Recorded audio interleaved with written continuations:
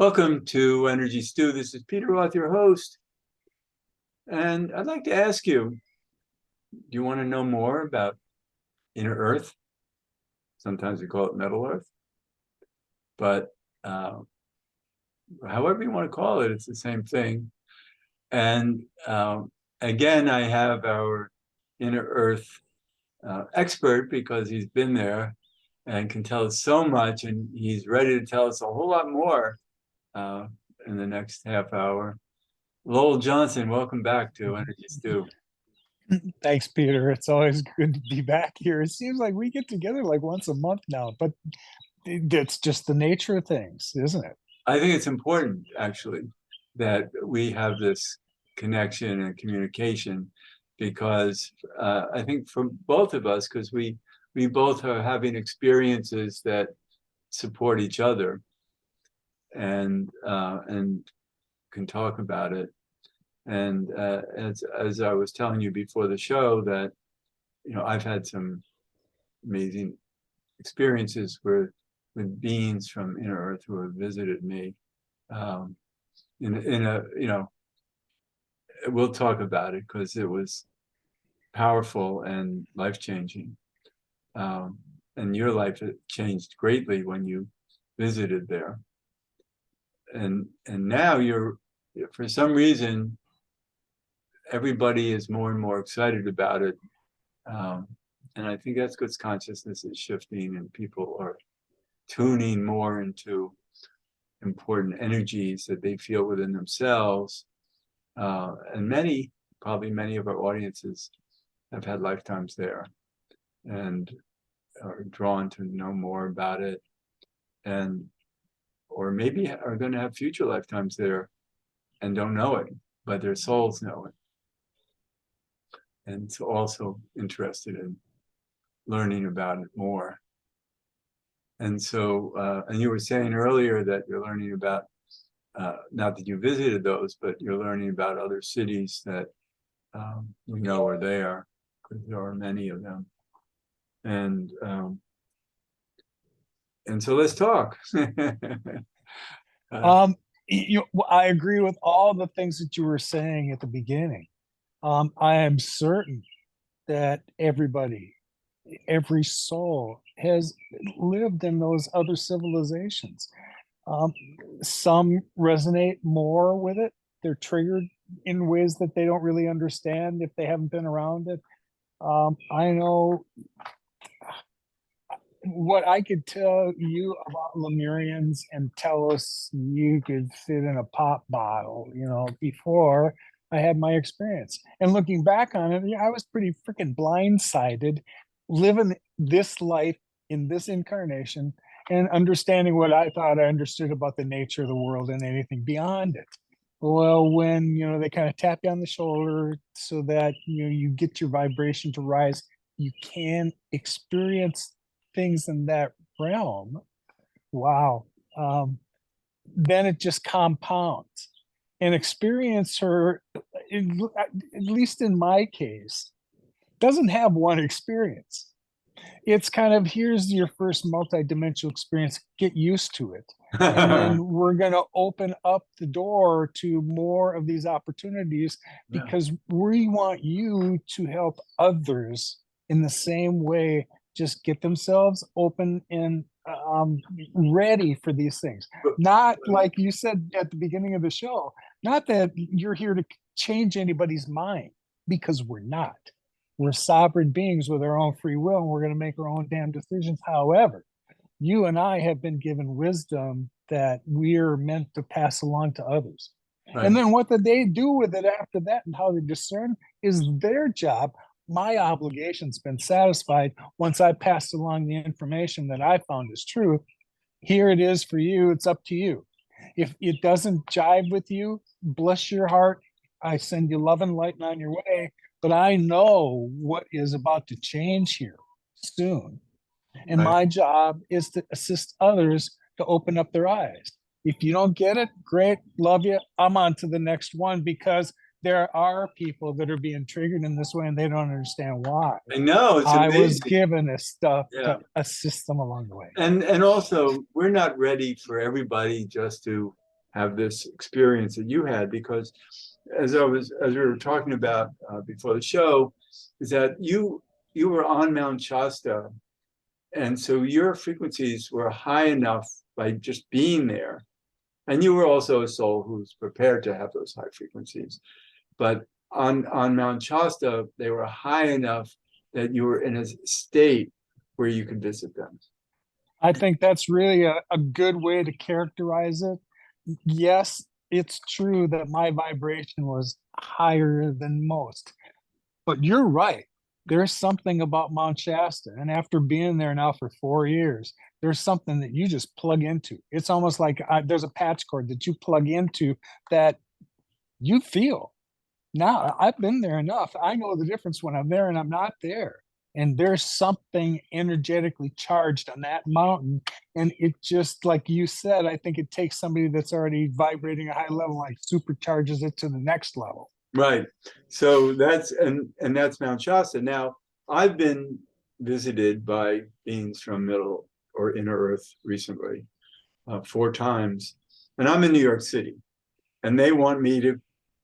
They said that when I'm ready, because New York City doesn't have a Mount Shasta vibe, so I have to. They're actually creating it in me, in their visitations.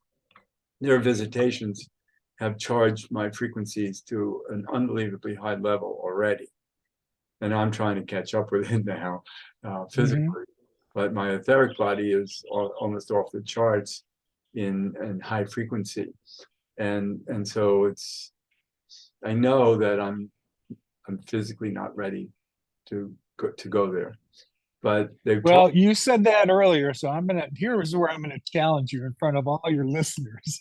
Yes, you are. And if you let that get in the way, if you think your physicality is what's gonna get in the way of you visiting, no, I that's don't. not it, my friend. I don't know. Tomorrow I might be capable. I mean, it's not like it's long. You're ready. It has nothing to, I would forget the status of your carbon-based, avatar you're riding around in. That doesn't play any role in Well, stepping into the I other get it. realm and No, I visiting. get it. I just know that I want to be as as ready as possible. And they've told me, Dude, listen, you've been teaching the rest of us for so long. What makes you think that you are not ready and you have not mastered these abilities already? maybe I don't have the ego for that. So, and it might just be my ego. So, but they've told me that at some point they want me to be in the city, walking around where there are a lot of buildings, and a voice will direct me to a particular door that I've never seen before, and ask me to open the door, and they'll be on the other side waiting for me to bring me Yes. there. Don't be surprised. Let me bring a little clarity to, the idea of, different geographic, energetic vortex locations like that. And yes, New York is no Mount Shasta. No one would suggest that it is. However, there are people there that are going to be able to make those connections. And however that's going to happen in whatever dimensional vortex is going to take place, more and more of these energetic vortexes Yeah. are showing up. They're not meant to be secrets anymore. No, they're meant to know. We're trying to get the information out, identify as many of them for people to understand, so that when the shift takes place, it's almost like a golden Taya zone. We're here, these energetic spots on the earth that are already vibrating, where new earth is going. Get yourself there, match the frequency, and you're good to go. But there are areas that are highly populated, like New York and every major city. You think about that. Those people aren't going to be left out. So there's going to be provisions made for them as well. But definitely find space out in nature, and it'll be far easier to connect because there's not as much white noise around. No, but I thought so, and they told me no. I need to be in the city. So, because I would love to be in the country for yes. But you're not done playing whatever role you got there. I know. Look, the light that you're getting charged is supposed to shine there in New York, not anywhere else. Exactly. Right now. Nor do I expect to go to Telos, because there are 120 cities, and whatever city they want me to go to, is where I'll end up. And you've learned recently about more cities there, right? Yeah, that was I got excited when I, put all this together and understood that where I went was Telos, and what that really represented, who the people that was there, because there had been variations of what I thought I understand that when people meant the Telosians. Well, that's like saying I'm a St. Paulite.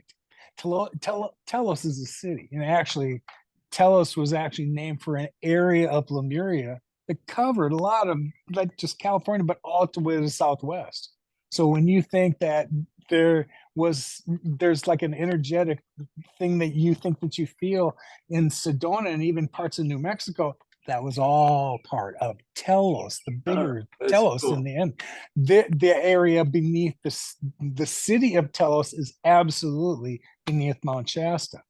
But what the awakening has been now is to get a realization that Telos isn't the only city in Inner Earth. Right, right. And I'm comfortable whatever city they want me to go, they know what they're doing. Yes. The information that's been passed along. We're aware of 120 cities. Many of them are advanced humanoids that are living there, but some of them are not. And everyone gets along and benevolent, and they live in a higher realm. There are four of these cities that Sharula Ducks, the Lemurian that had lived on the surface, had mentioned in a presentation that she'd done. And when I heard that, it made me curious because each one of those cities triggered something inside of me. So I went back to Midjourney and started to produce these images of what I thought these places looked like. And by the end of yesterday afternoon, I had these 3 minute. When I looked at them, I thought of them as a fam tour. You know what a fam tour is? No. Well, when I was in the hotel business, the part of your sales and marketing efforts is you do these familiarization tours. So you'd invite in travel agents and people from all over, and you'd have these things for them to do. Well, when I was putting these ideas of what these places were like, it was like I was producing a fam tour for Schultze and Posid and Xingwei and Rama. And when they were done, man, they're freaking awesome. So I threw them on YouTube last night. They're 3 minutes long and they're amazing. Oh, I'm The sorry the, to hear the responses we got back so far were they triggered them just like when I started to peel out the first Inner Earth images I was putting out. that. This was like that, only compounded because there was music Wow. and there was like a story So, to it. so on YouTube, what do people search for? If they see my YouTube channel, just Lowell Johnson, you'll Oh, find me there. oh, And it was great. the last four videos that got boosted last night. They're fun. I'm gonna go back and listen to them again because they were fun to make. That's great. So, but you talked about the people there. There are humanoids, let's call them advanced consciousness, but there are others, and I don't know what others means, but that they're all at peace. There's no strife, there's no conflict. No, The media wants to, anything about Inner Earth, they want to create a war and they want to have good guys and bad guys and all that kind of stuff. But I wonder, what is life when there's not as much contrast? And, how do you find your purpose when you're not dealing with contrast? well, that's a very 3D thing for us to want to understand Yeah, as a human being, exactly. isn't it? Yes. Um, there's still plenty of contrast. We can't live in a world without contrast, but we don't dwell on it and it doesn't get in the way. If we really believe that we're connected to everybody else, and we are, and that love and unity and compassion is really the way that we uh, engage with each other. Um, we still recognize when we see a situation that represents duality on Earth, but we no longer live in that density, and we're not stuck there with our thinking. We see beyond it. We're more solution oriented than we are to figure out who's at fault. So they're not, it's not that their society is based on resolving conflict so much as evolving higher understandings. That's a beautiful way to put it, because there is no conflict. They live in a loving society, but they're solution oriented to things that are unique to them. Everybody's still evolving. Everybody.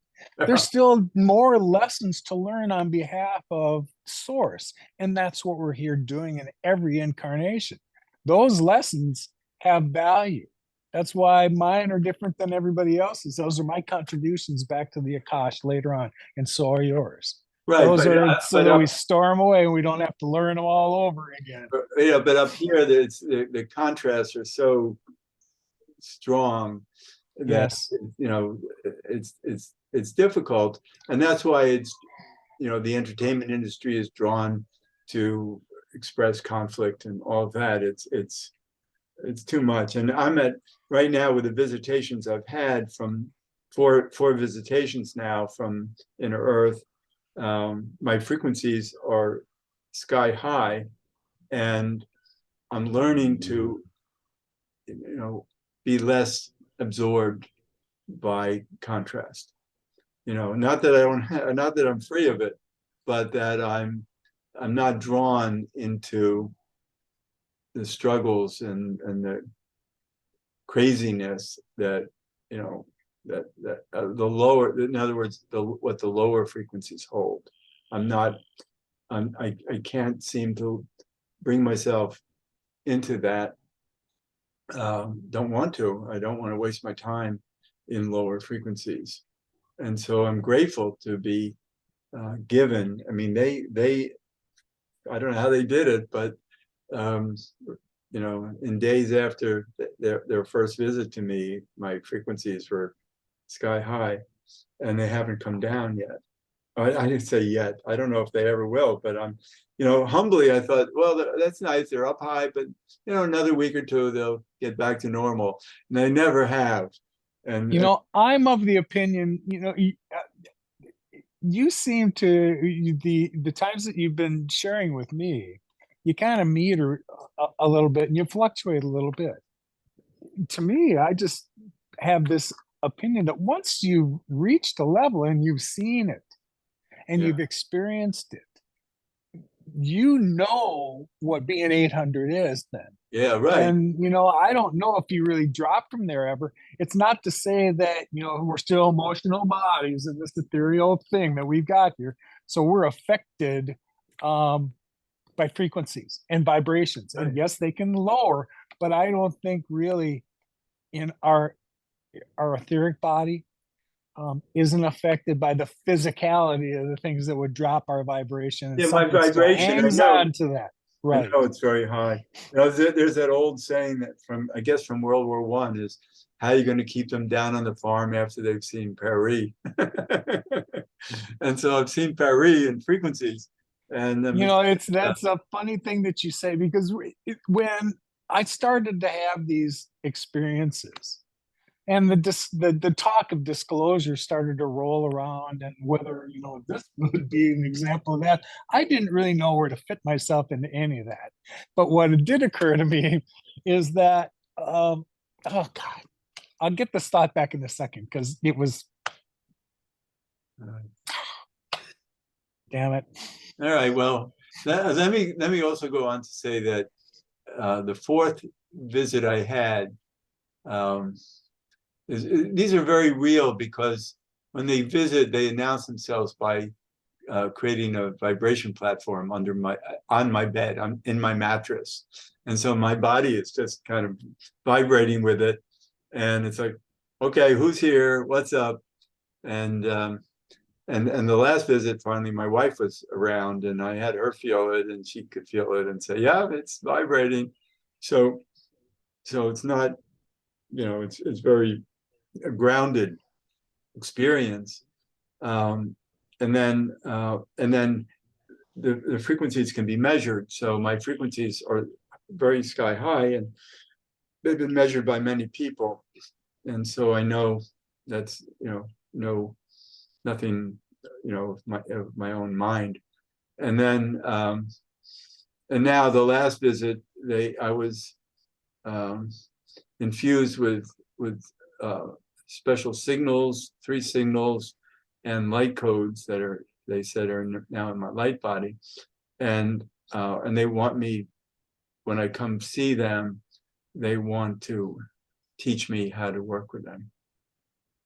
And so they're giving me a purpose, because these signals, they have a very important, they have a number of important purposes to them, and they want me to learn how to use that. So it's not just being a tourist, not just going there and just, looking No, around. you're going to receive some codes and you're holding them for, sometimes they're for you for later. Sometimes they're for No, the rest of us to no, unlock later. I think it's Yeah. for everybody. I don't think it's, Yeah. it helps me, I but it's agree. for everybody. Well, I only say that because once in a while we do get some light codes that are meant for us, that Yeah, that we unlock our need. own DNA. But for the most part, those of us that know that we're light workers, those codes that we're receiving, we're holding for the collective, To not do just the for light work. us. Yeah, sure. Yes. No, I do remember the end of my thought though, so let me just finish it. When I first had this experience, and disclosure was one of the topics that had come up, I thought, who the hell can stop me from having dimensional experiences? No one. No right, one. You right, can't you can't tap that down. You can't put a lid on that. You can't stop somebody from going into a higher realm and then returning. right. And again, I can't be the only one. I know I'm not. I've come across some really unique people that have had some extraordinary experiences. And so, same situation. No one can stop those things from happening as much as they want to downplay it. So we're going to have to see whether really the transparency of everything just throws itself open, or Right. whether there's still going to be an effort to try and control us in some manner. We'll see. Well, yeah, because when we're working at high frequencies, it it has its own magic to it. It attracts magic. It attracts wonder. It attracts higher knowing and better results. So that's why, that's why Inner Earth can operate at that at such a high consciousness level, because their frequencies are so high. They they they don't, conflict doesn't exist when you're Yeah. frequencies are Well, high. bear in mind that, remember those advanced technologies that used to be here on the surface. Oh yeah, they still possess those things. So they have technologies and the ability to transmute crystals and things that, we've talked about and dreamed about. They still use those in everyday life.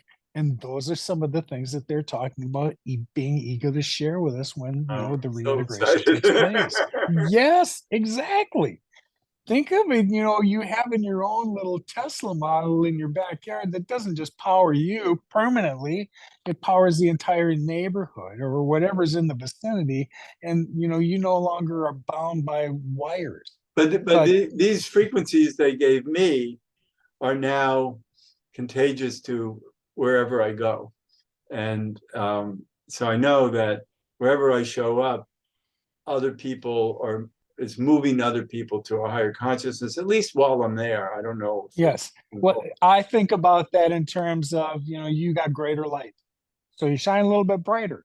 And every time you go into a room, somebody else notices you. That's what they picked up For from their you soul, without you having to utter a word, buddy. right? None of their soul notices it. So that's, Oh, yes. yeah. Yes. Well, I didn't want to play that down, but just that's an illustration that just comes to me when you talk about light workers and how they're getting charged a little bit more. You leave your aura behind wherever you've been. And Right. when people pass through it, that's tangible. I love that. I love that. So I feel so blessed. It's amazing that my life here is resulting in these miracles. And even another miracle was when this guy was visiting me the last time. He put me, for a short time, he put me into an altered state of consciousness, and I did some astral traveling and picked up new light codes that way, because he moved me to a place where they were available.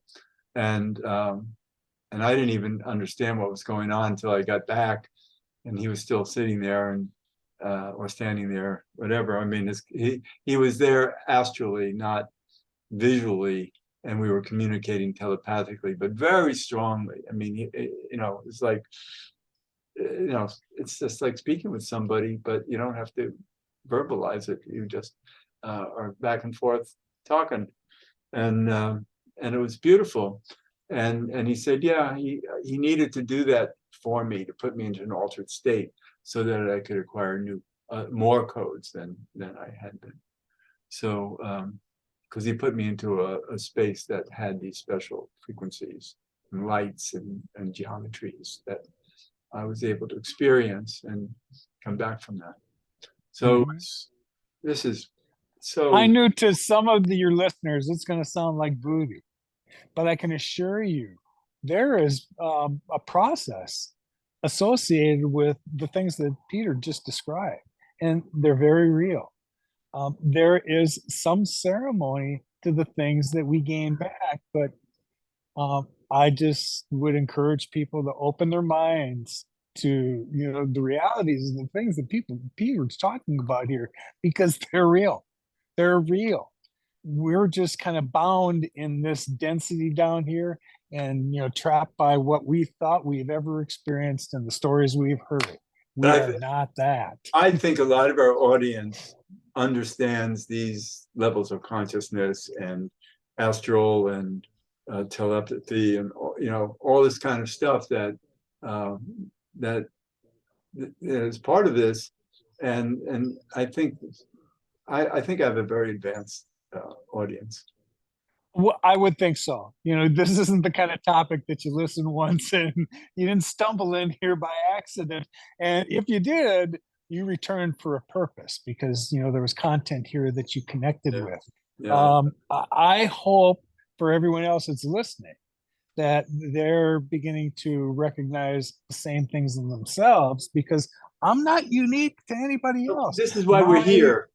Yeah, I'm a little further advanced in my journey than some rest of you are, but you should expect magic is about to come in your life. Exactly. Keep yourself open. That's why we're talking, because everybody is going to start having experiences that at this point they can't even imagine. So this has been great talking with you again, and I'm sure we'll be talking soon, because it's so important. And Lowell, your website is lowelljohnson.info, and yes, Lowell Johnson on YouTube. Yes. Great. Thank you so much. It's always great. Pleasure always, Peter. Thank you for having me. Thank you. And this is Peter Roth, your host of Energy Stew at prn.live. I can be reached at peter@heartriver, heartriver.org. Thanks so much for listening. I'd love to hear from you. And see you next time. Or until next time.